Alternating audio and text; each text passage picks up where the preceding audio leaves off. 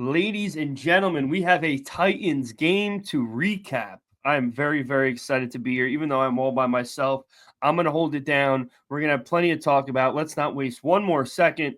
Stammy, start us up. Turn up your volume.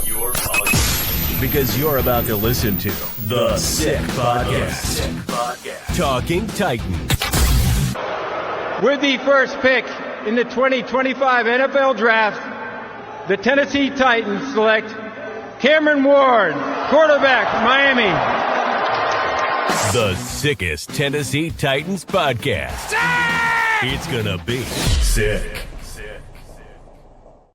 Ladies and gentlemen, welcome back to another edition of the Sick Podcast Talking Titans. My name is Sal. I'm going to be riding solo today. Jared is enjoying some family time. He's on vacation. He is obviously wishing he could be here, but I'll be able to hold it down. And I'm sure most of you know I'm never lacking anything to say. So I'll be able to hold it down today. We got a ton of stuff to cover. And I'm very, very excited to do it. We had a Titans organized football game yesterday. It did not count, thankfully, but we did get to see our superstar, hopefully in the making, Mr. Cameron Ward at the helm, at least for 2 possessions yesterday.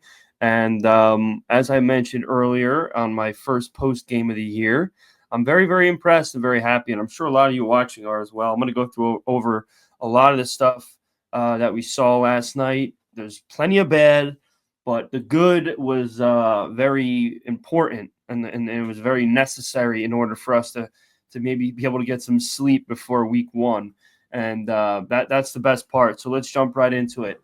Obviously, like I said, we saw 2 possessions from Cam Ward. I'm going to throw up his stats real quick. I believe he went 5 for 8, 67 yards. He averaged just under 8.5 a throw. Listen, the first possession was a typical Titans, we couldn't care less about moving the football type drive. The one throw that he had towards the line to gain was a good throw. He just, I don't know who it was. It might have been Lockett. It was the intended. He had a guy wrapped around him, so it more or less hit him in the chest. Drive was over.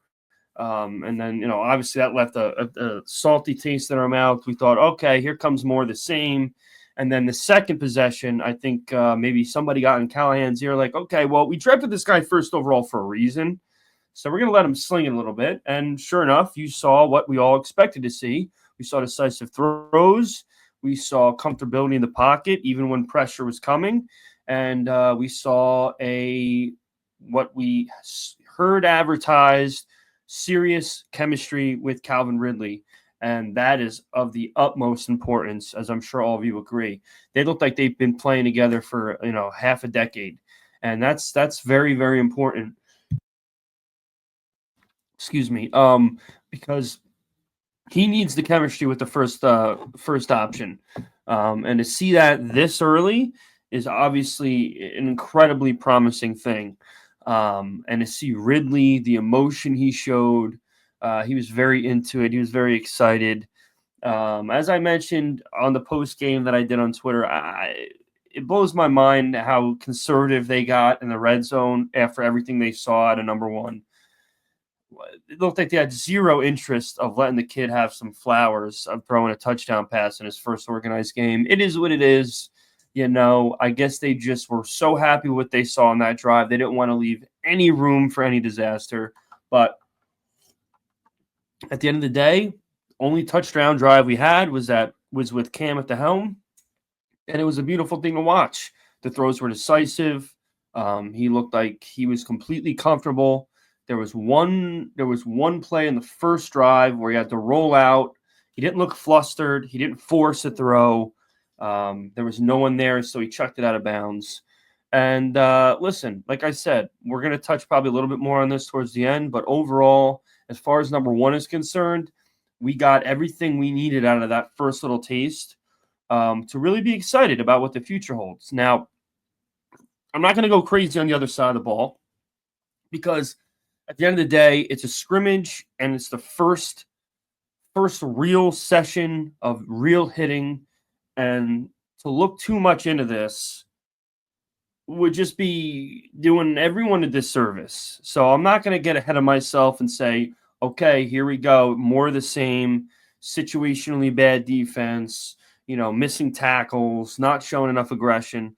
But, we're going to call a spade here. It wasn't ideal, okay? It wasn't a great showing by the defense at all.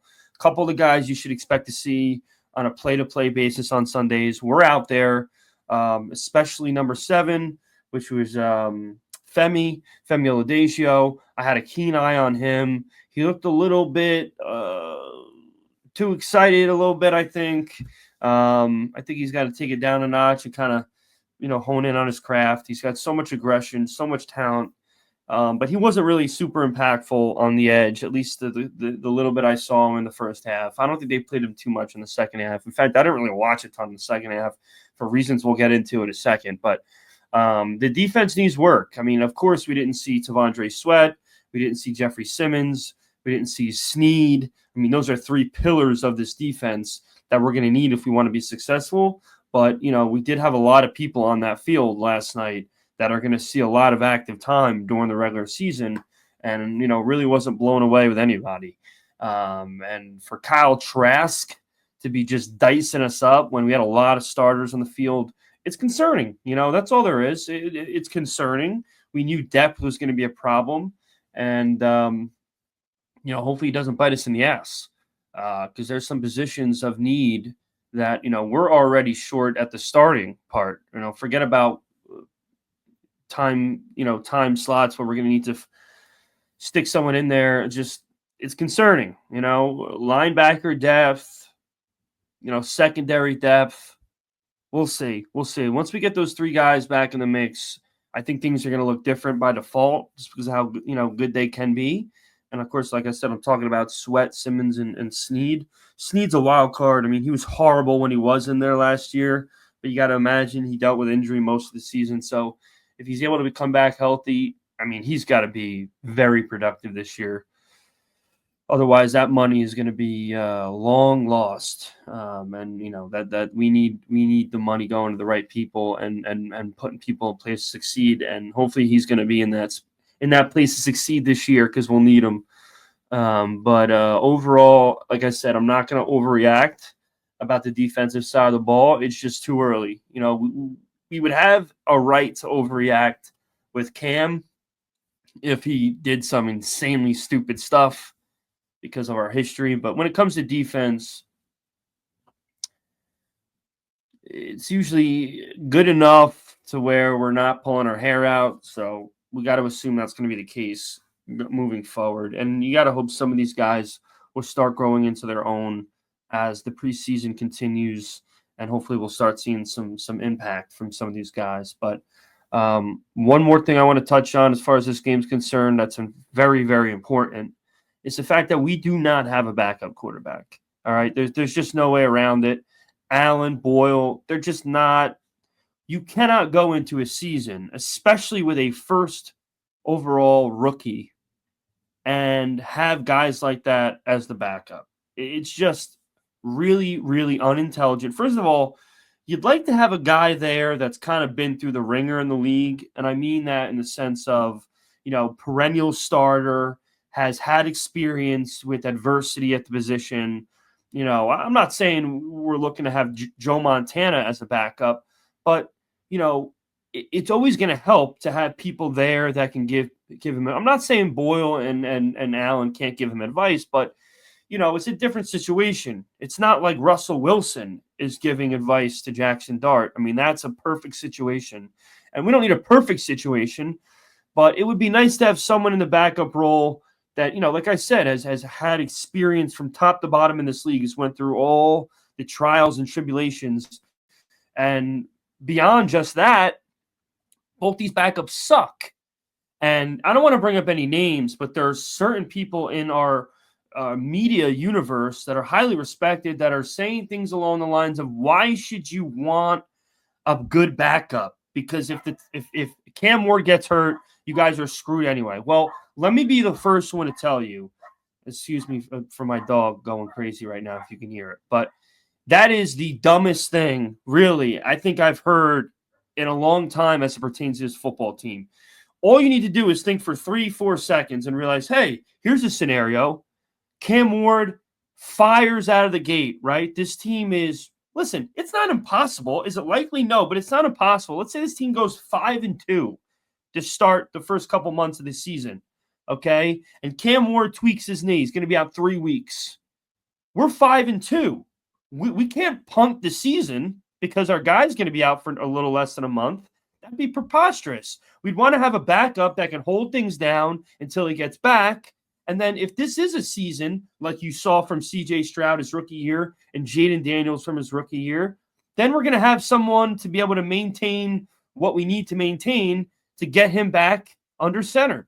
So just, it's the dumbest thing I ever heard, really, that this team shouldn't want a competent backup because, they're garbage without their first overall pick. That's just unreal. I can't believe anyone that gets paid to cover this team would say that, but that's besides the point.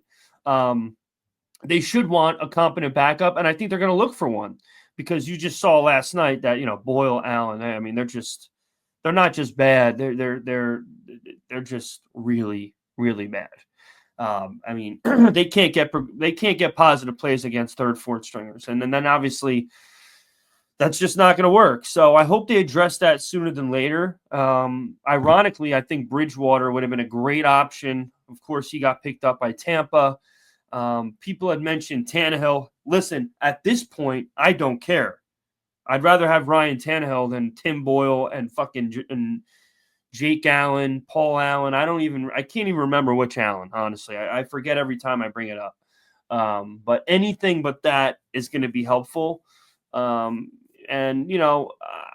Hopefully Tajay Spears is good because if he's not good, we're in trouble there too.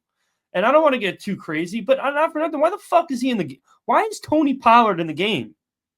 Why is he in the game? Thankfully, he didn't get hurt. But honestly, those two guys, at least the first game, maybe a couple carries. I mean, that's it. You have Spears and Pollard, and we would have assumed before this injury that they are going to be very close to splitting the load, right down the middle almost.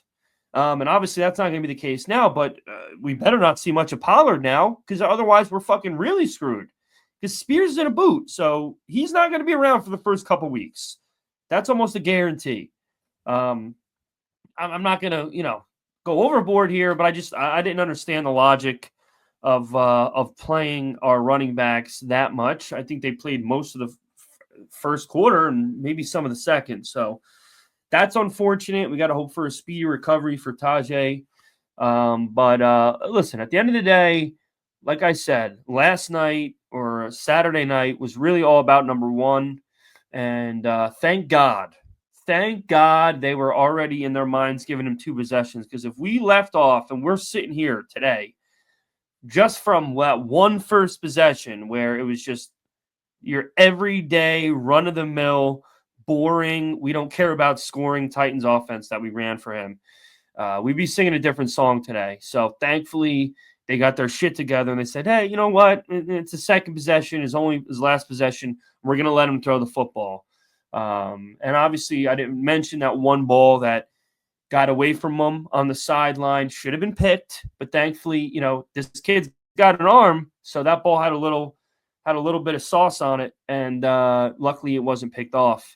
And boom, right after that, you saw him get right back in the zone. And I like how far he dropped. Man, when he drops back, he drops back. We're talking 25 feet. It looks like he drops back. Excuse me. So that's always good too. It gives you more of a look as far as your edge, what's coming at you from both angles. And listen, like I said, he just looked so comfortable. And the one thing about Will Levis that I was able to come to grips with at the end of the whole experience was that he just wasn't where he needed to be mentally at that point in his career, and this kid seems to be already past that. And I'm not just saying it. Like, you can see if you know football and you watch football, you can see pretty quickly if a guy is going to be able to manage the moment of being in the NFL. And based on the little bit that we saw last night and how he was able to handle a little bit of pressure and the aggressiveness and the decisiveness with his throws, I think we're going to be okay. I really do. Obviously, we need to keep this kid upright as much as possible. A little dicey in the first drive, a lot better in the second drive. We got a lot of money invested in this offensive line as far as youth is concerned, as far as money is concerned.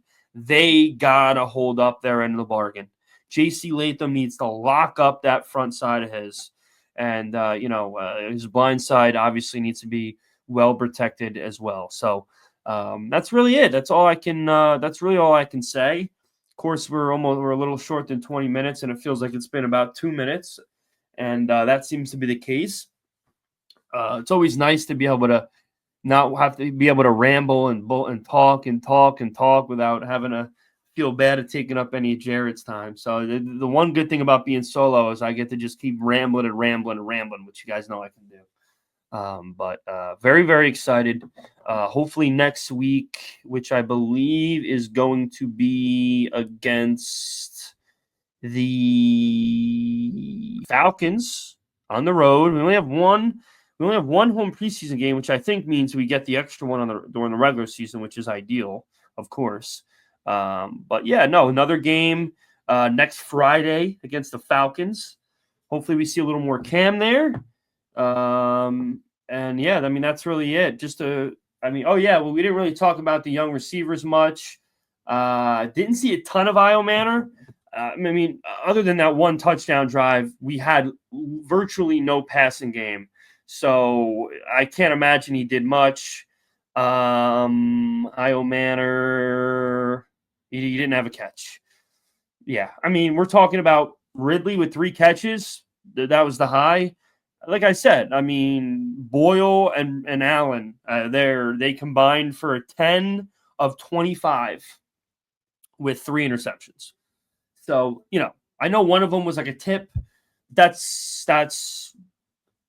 We need a quarterback backup today or tomorrow or very, very soon. Like, there's just no way around it. But Io Manor didn't see a ton, early. DK, he seemed to be lost. He seemed to be in the wrong place at the wrong time most of the day. I don't know if he had a hand in Spears getting injured, but I know there was like a butt tackle from him and Spears. I don't think that helped. I don't know if that was the culprit of him getting injured, but we got to see better out of DK. We got to put the Restrepo stuff. We got to simmer it down a little bit. All right. I love the kid. I love the story, but this man, I think he had 3 reps last night. There's a chance he doesn't make the team.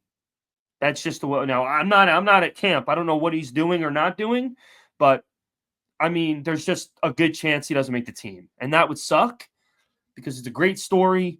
I'm in the sports card business. He's got plenty of stuff in the new products, but if he can't see the field week 1 against Tampa's 4th string, there's obviously something going on, and he's not wowing many people in camp. So that's not the end of the story. He'll have his chances, I would assume, but all this talk about how he's going to be the number 3 is obviously asinine because he might not even get dressed up against the Rams or Denver. So we'll see how that transpires. I would assume at worst he'll be a practice squad guy. He'll be a Mason Kinsey type guy. I hope not. I think he's more talented than that.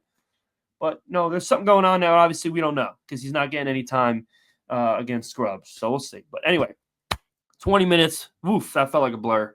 We're going to wrap up for today. Make sure you guys are commenting, like, subscribe, all that good stuff. I want to hear about what you think about everything involving the game. If you agree with what I said, disagree, we want to hear it. The more the merrier.